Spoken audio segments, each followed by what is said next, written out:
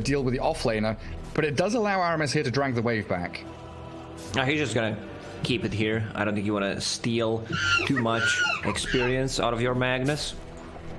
How's mid doing?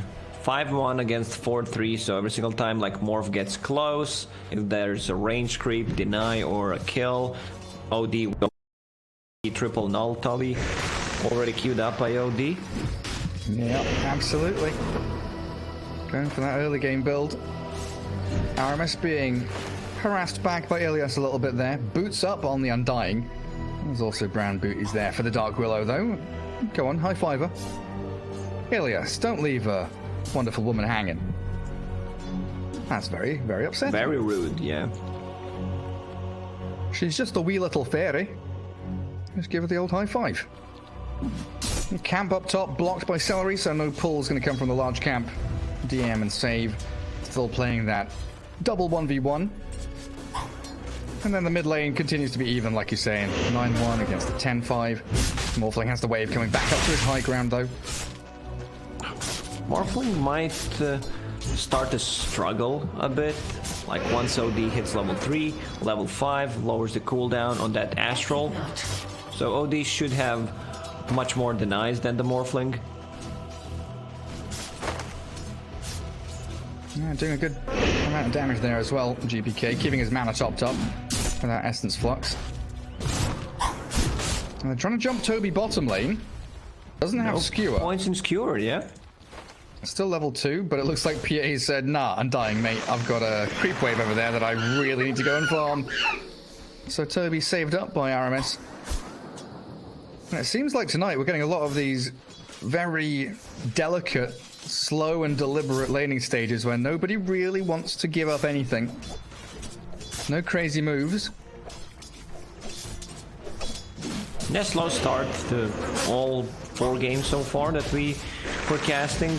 Bottom lane, Illias is level 2 but does not have mana. Very low on mana. Oh, he just brought mangoes and the clarity. He's not yet decided what he wants to level up. You know, usually we see the soul rip, but maybe holding a point there if he desperately wants the tombstone. Now he goes for the decay, soul rip, jump in, and they're going to find Toby. The takedown by Illias. Spilling that first blood for VP. Like right now you would want to die with Undying, or you already used the courier, and he's just gonna body block that camp instead. Bassi, a clarity, has a healing salve for Phantom Assassin. Like Illias is such a good support. Like he always, the thing you mentioned, they will push the lane, just put the pressure early on, especially when he plays that Crystal Maiden and just secure, which most of the time is paired up with Phantom Assassin. Like if you're playing a pub, you want to play with Illias. Yeah, he knows what's up. It reminds me of, like, you know, Miposhka, for example, who was always running around with like 3 salves in his back pocket trying to heal up the rest of his team. He doesn't mind spending money just to keep that laning stage going. A bit of damage coming onto the Phoenix though, as Save and DM make the move forward. They kill him off with the poison stacks, mid-dive actually, so Celery sniped out. A little bit of damage, you say? And that's also an earn charge for Bloodseeker. Oh, true. Bloodseeker in this game, like, could easily go for Spirit Vessel. I would not mind against the Life Stealer. There's also a ton of heal coming up from Phoenix. Bounty runes coming. OD, no bottle, of course. Morphling has one. Yeah, would still prefer, you know, if he gets Power Treads and then gets Rotovatos and then possibly gets the Spirit Vessel. Go back into it. So you've got like more active abilities early on. And this double bottle for Viking, you know, Toby and Boom both getting one means the double bounty is getting a lot of value on that dire side. GPK's level 6, 3 charges up on his Sanity Eclipse. Legitimately no idea how much mana and how much damage that's going to do. It's going to surprise me and probably going to surprise Boom when it does drop the hammer and land. Toby skewers away from the PA Undying. Yeah, again, slipping away from danger. Viking are making a move into mid now. 6-minute rune's about to spawn and GPK's trying to go for the top one. He's going to slip away from this. Celery made the move a little too soon. Aramis couldn't quite get there. They have no stuns, but like their lane setup is really strong. So you have a Bloodseeker against the Lifestealer. Like Lifestealer doesn't put pressure on you. Like both heroes are gonna farm bottom lane. Illias cured back into the creep wave. Should be fine. Yeah, good amount of damage, but he's fine. I thought Dark Willow was there, but Dark Willow just checking what's happening on the mid lane, securing the has been killed. Rune for Morphling. Oh, Celery diving away again. Oh, mid lane, he tried to go for a big play. And Boom is still here. Astral stole and turned around on OD. Yeah, Sanity Eclipse on cooldown. He Astrals again, but the Dark Willow with the Shadow Realm comes. Fairy Fire there, and a save from Save. Banishing up the Dark Willow. Stops Aramis in his tracks. And how did that all start off? OD had only 6 Sanity Eclipse charges and tried to blow up the Morphling with the ulti was not enough. I think if he went for one more, like it's a secure kill. But yeah, Boom survived. It's a pretty long cooldown now. It is. 160 seconds for that OD ulti. Jeez Louise. Is that the longest cooldown in the game now? What's Reincarnation? Yeah, Reincarnation level 1 should be higher. 230 or some crazy shit? I can't remember now. 200. 200, yeah. Okay. Raid King. Yeah, long ass cooldowns. Oh, Boom. Super pleased with how that's all gone. GPK. Never forgot Enigma. Like, Enigma is also 200. Okay. Yeah, you're right. Oh, Dire Observer spots Illias coming in behind Aramis. He'll land a quick Bramble Maze. And get a double down rune, forcing Illias actually to TP all the way home. It does mean that Morphling can't refill his bottle off of it. So a little unfortunate for the Morphling and the Dark Willow there. Up at top, DM playing around with these creep waves a little bit. He just TP right? out. TPing they home. cannot stop it. No stun gaming. Oh, do you think Infest would have blown him up there? Probably not. I don't think it would be enough. Shad pops out and returns to creep farming anyway. 8.5 minutes in. Top 3 net worth, all VP heroes. Aramis has come down bottom to try and handle Epikid. PA, not really a target you can take down so easily, though. Maybe if you had an RP or something. But Toby, it's a couple more creeps to hit 6. Well, Celery banished up with a Bloodrite coming. Dive. It does successfully get him away, and he TPs out. Well, Lacoste. No stun gaming. I mean, we have to say they have 2 abilities that cancel the TPs. Astral Imprisonment and Disruption. But one was already used, and the other one was not close. A little bit unfortunate for them. DM with Pipe queued up. Might have to shift that into Rod of Atos like you were kind of hoping for. Yeah, I mean, they don't have too much magical damage anyway. Like Dark Willow, Phoenix, that's pretty much it. I'm a big fan of team fight items.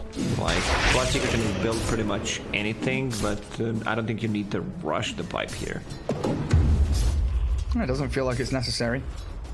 Casual Cloak is fine on him. Like, I would still prefer, like, Guardian Greaves instead of a pipe. Is under attack. Where the heal does much more and you have way of dispelling things. Armor against Lifestealer. Always super nice. Save starting to make up some stacks as down bottom lane. Actually, GPK getting jumped on. Sandy's Eclipse pops out Toby, but the OD is about to fall. Surrounded by 4 Viking heroes. PA and Undying, not really near enough to stick around to make that fight worth it. And check Aramis, like he is using Tranquil Boots, assembling and disassembling them. Now he stopped, like he had it for a very long time. This is something that Milan does quite a lot, where he does not want his Tranquil Boots to get cancelled, to get the most value out of it. A bit of a lane swap coming out now. Bloodseeker Undying is your bottom lane. Toby returns with Aramis and Celery still here, looking for a team fight.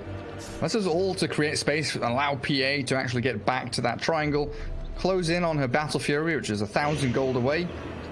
Epikid looking for a pretty good timing, top of the net worth, and with a couple of stacks that's been made for him, can actually farm up with the blur. Yeah, he's gonna be super happy about this game, how it's going. He has Iron Talon, couple of stacks. Like, this is something that PA really loves when there's not much action happening. Like, look at Lifestealer. Yeah, he doesn't put pressure on a PA at all. You have a mid morphling, so he also wants to farm up his items. He'll infest the catapult. He'll try to anyway. They're going to try and kill it off. He'll get towards the melee creep. Shad, away he goes. RMS is here to maybe turn us around. And VP, they can't keep chasing him down. Lifestealer just wants to finish his armlet off. And they'll have to give him that. 3-1, 12 minutes in. We League of Legends now, boys. OD farming nicely. I mean, we have to focus on the jungling heroes because they are doing the, you know, I would say the hypest thing in this game so far. 4 kills.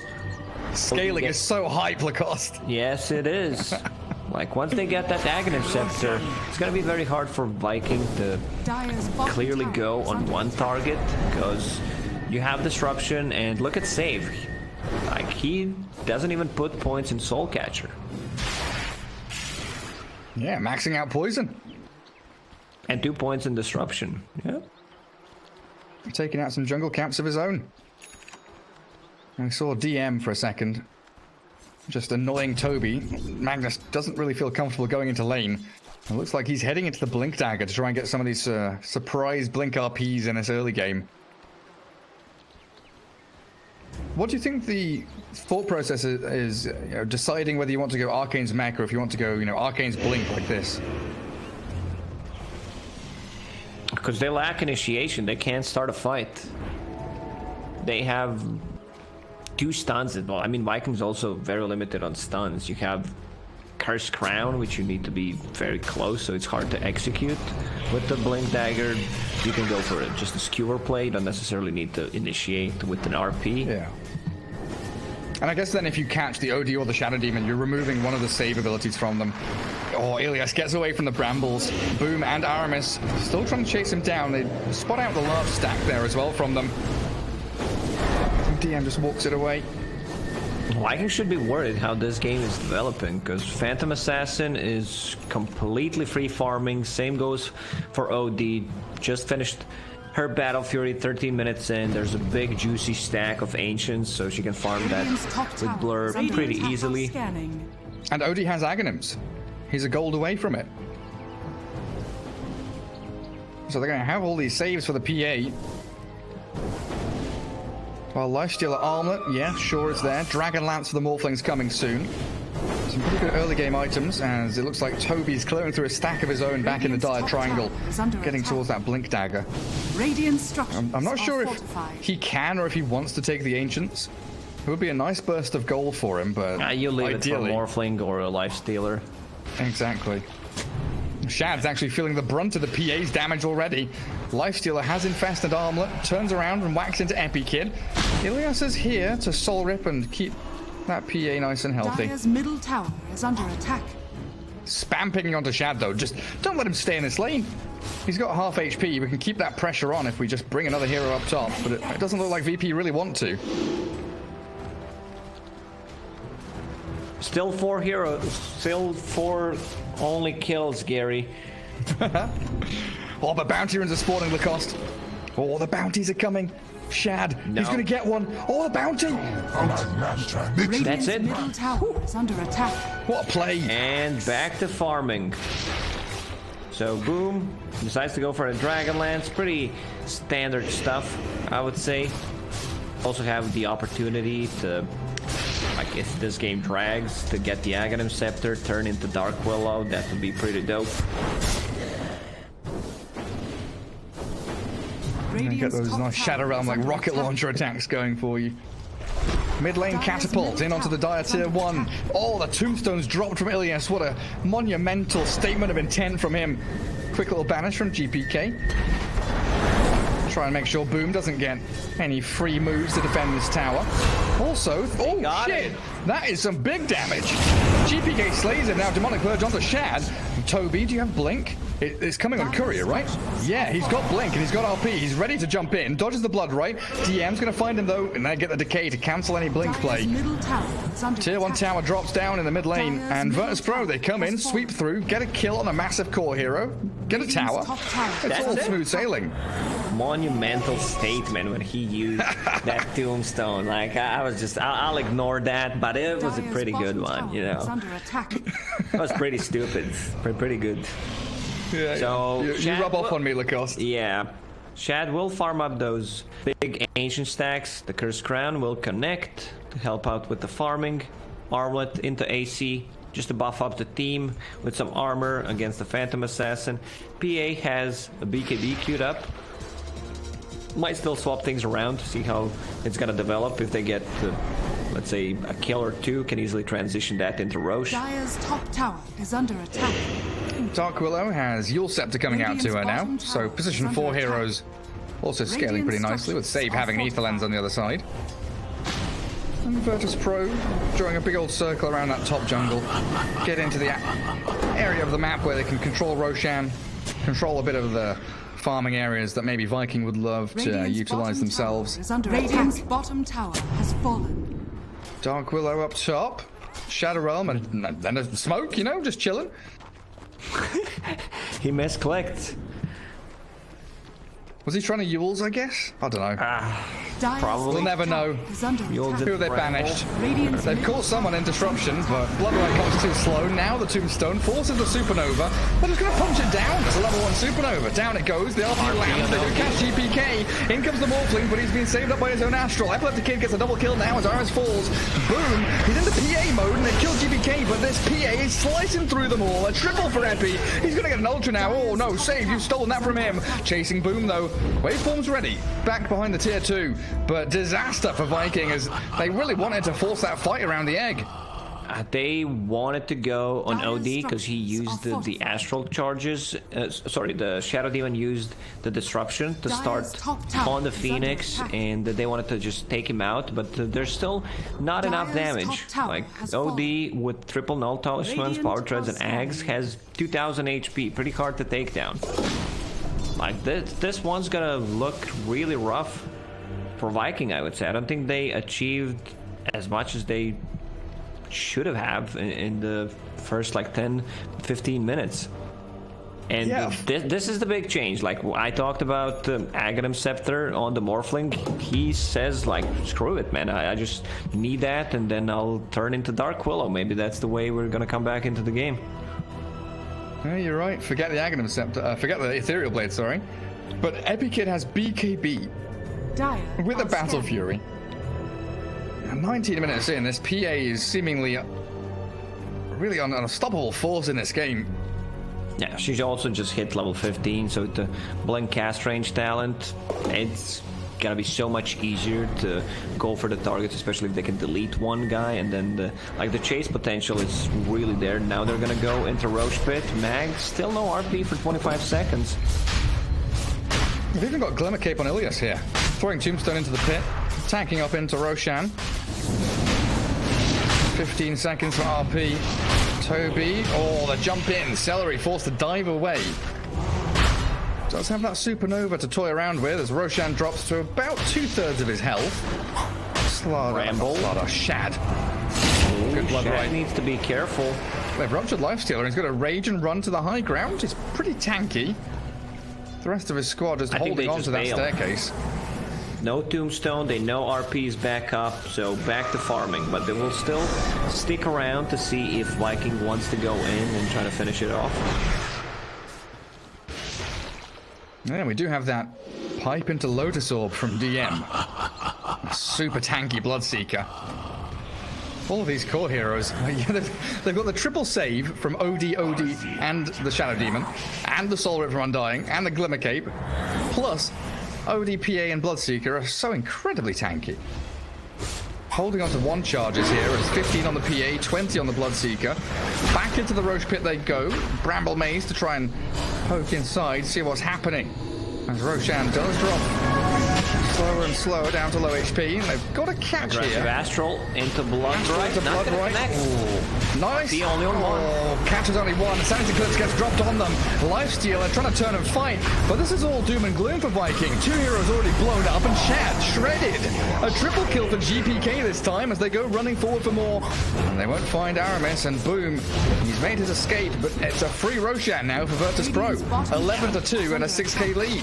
And you can see GPK, like, this fight is done. I'm just gonna TP to the bottom lane, take the XP, take the gold. Our Phantom Assassin will finish off Deso in 1,000 gold, and this is our time. Like, it's really hard for Mag to land a good RP in this type of games where he needs to go first, because he doesn't have that hero. Like, you have a dual core, Lifestealer and Morphling, so, like, Morphling can't just start off a fight. They have no real saves. There is Terrorize, but it's hard to execute.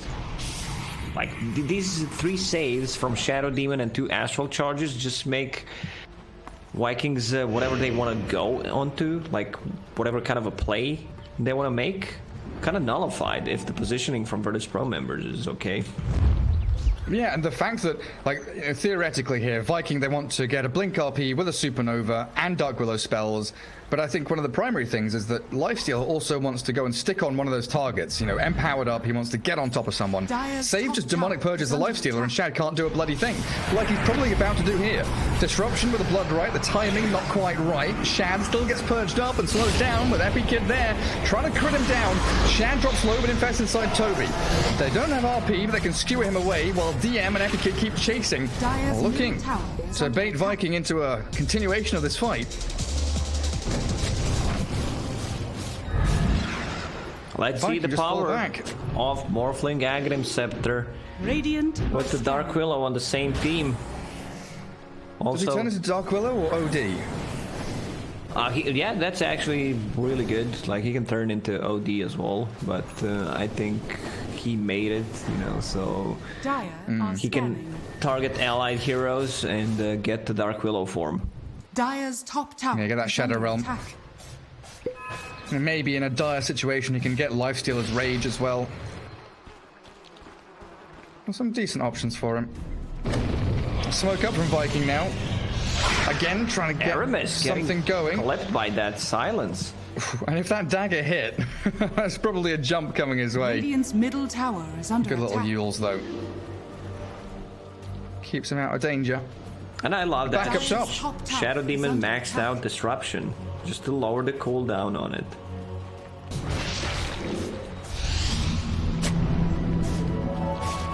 Shadow Amulet to hide in behind. Like, look at this layering they've got. OD can save whoever's on the front lines. Shadow Demon can save him or him. Nice little triangle of saving potential from VP. Illias is even far forward here, making sure that the PA and the Bloodseeker can take down that tier 2 with ease. Top tower has fallen. And this pipe from Bloodseeker, the pipe rush, any kind of magical damage they want to deal, it's not gonna be there. Like, he's completely nullifying the damage coming up from Dark Willow, Phoenix. Dire's top tower is under attack. This might not be the hottest game to watch, but the execution from Virtus Pro is really top notch. Like, they understand the timings, what they need to go for, heavily focusing on the lane. And this move, this smoke, kind of unexpected from Viking. They're either going to find Shad as he moves up to triangle, or the rest of the team as they move back to defend the mid tier 2. Viking very, very intelligently not falling for the trap, though. I don't know if they caught a glimpse of this, but they seem to be very aware that something isn't quite right with the way the map is right now. Bottom tower is under attack. Undying. Crown, Yules, Brambles fall. Shadow Realm. There's the hits from Morphling, but the disruption saves him. And in jumps Epi Kid, slaying that Dark Willow easily. And now they want to get the tier 1 tower on the bottom lane. Phantom Assassin can pretty much solo kill it. Under attack. Yeah, still has Aegis for 45 seconds. Not under any pressure whatsoever. Dire's bottom Toby tower and fallen. Boom. They're being pinged out. Shadow Demon and the OD, they want to try and make a jump here. Oh, GPK might just find him. Toby, he's walked into the wrong neck of the woods. Disruption into a few hits from the OD, and Toby astraled up, while elsewhere it looks like we're also finding catches with the PA. GPK does take down Toby, and Epikid has killed off Celery. Like, the late game belongs to Virtus Pro. You have this massive OD, Phantom Assassin is out of control. She wants to get the Scotty to remove the portion of the lifesteal, the healing, which is great against both Morphling and the lifestealer. Aegis reclaimed, but they're still not stopping. This should be a free tier 2 tower for them. I thought you were going to say a free lane of barracks there for a second. They've got a catapult and a level 20 Phantom Assassin. Oh, they see Shad. Lifestealer, got to be careful with where you're moving. Bloodright, trying to scout out and clip anyone. Dire's bottom tower is under Boom attack. buying MKB. Shad shifting towards Abyssal Blade. Has fallen. Tier 2 down. Radiant are scanning. And Virtus Pro want to try and move into mid now, just claiming all of these outer towers. A good little wave cut coming through from Aris, though, making sure that he can push that lane out, stop any more influence the VP has on the map.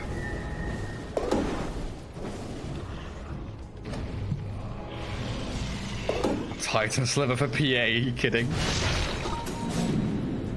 What does OD even want for neutral item? Possibly, like, spider legs? For a tier 3? Dire's bottom tower is Enchanted under Quiver? attack. Yeah, Quiver is nice, but like, you're more of a save than Right, damage dealer. Right now he's holding onto Fairy Fire and puts that Quiver in. Okay, getting very close to Hex. I think this is the timing that they're looking for. Second Roche plus Hex on OD and the Phantom Assassin with the Scotty. Whew. Yeah, then like a Vlad's on the Undying is going to come soon. They've got that Lotus Orb on the Bloodseeker, so they've got just infinite amounts of layers of saves. Actually ridiculous the way the Viking just physically cannot initiate onto anybody. Holding back behind their tier 2 mid lane, Viking have to make a move. If they, you said it, late game belongs to VP. The longer you wait here as Viking, the worse it's going to get. This 11k lead is only going to keep growing and flourishing for Virtus Pro. At this point, you catch someone, you kill them, it's a win. It doesn't matter who it is. Just get out there and cast your spells. If Viking does not contest the next Roche, I think they are putting themselves in a really bad spot for 5 minutes. You know, there's still a counterplay when they're sieging the high ground, the Blink Skewer into tier 4 towers, the Bramble Maze. It's still there, but you know, you need to be very careful about whether you want or not let them get that Aegis plus cheat. Here comes the jump. Onto Toby, they force the Skewer back. He pops the Essence Ring, Morphling waveforms back towards his tier 3 tower. Now Bloodright looks pretty good to zone them away, and the Infest play into that creep allows Lifestealer to dodge. Time. And that Yule's into Cursed Crown. Doesn't work out, yeah.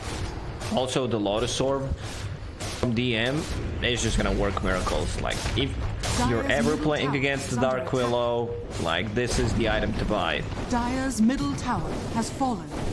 And this map getting awfully closed in and awfully dark for Viking.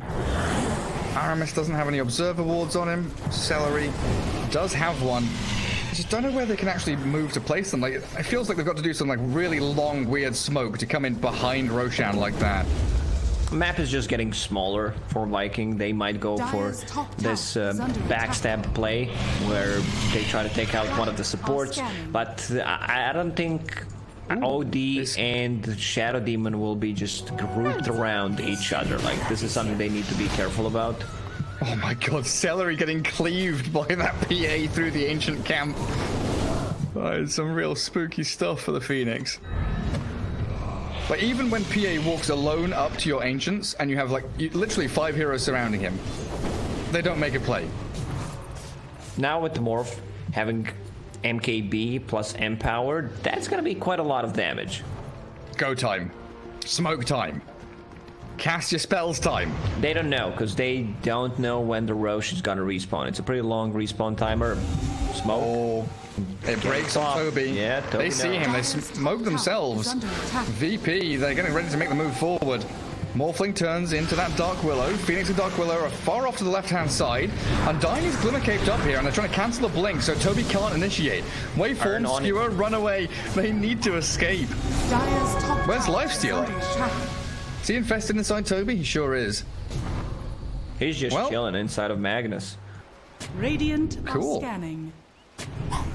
Dire's top tower is Oh, good Shadow Realm. Dodge away. That could have been a crit there. You saw the PA. Oh, Celery forced the Supernova. Bloodray comes, the solo RP. In they go onto the PA, but Epic Kid just isn't taking a single point of damage. He is literally full HP.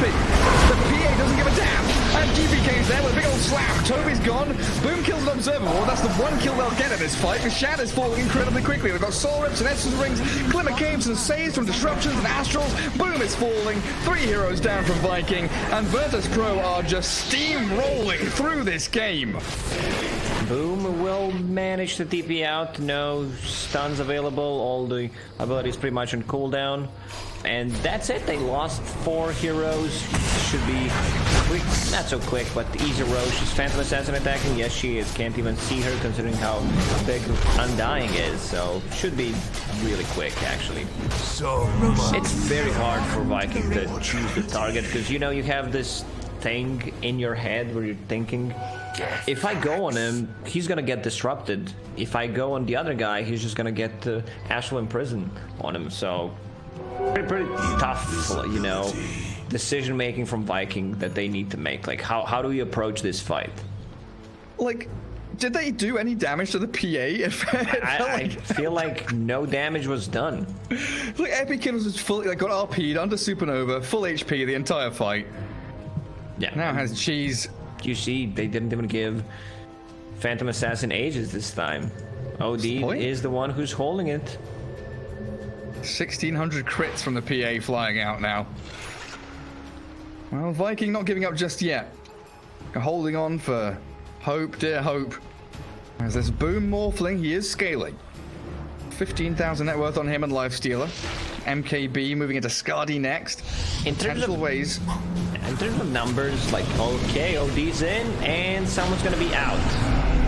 Yeah, they're trying to blow up Shan, but Epic Kid is the one that needs to get the final touch, skewering back to the tier 4s, but Epic Kid just doesn't really care. A 1,600 crit again is there onto Toby. TP's flying through as well. As Boom nearly blown up by the OD, the Supernova focused down by DM and Epi, and they've got the Astral finding the Boom Morphling. An ultra kill for Epic Kid, and the Rampage is coming for the PA. They give it to her, and the GG comes straight on after. Yeah, man, Virtus Pro is just that good of a team where they can pick 0 stuns and win a game.